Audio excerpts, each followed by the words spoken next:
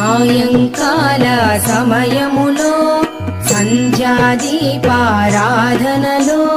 వచ్చును తల్లి మహాలక్ష్మి, వచ్చును తల్లి వరలక్ష్మి. కాళ్లకు గజ్జెలు కట్టింది, మెడలో హారము వేసింది, పిలచిన వెంటనే పలికింది, అడిగినదంతా ఇచ్చింది. సాయంకాల సమయములో సంధ్యాదీపారాధనలో వచ్చును తల్లి మహాలక్ష్మి, వచ్చును తల్లి వరలక్ష్మి.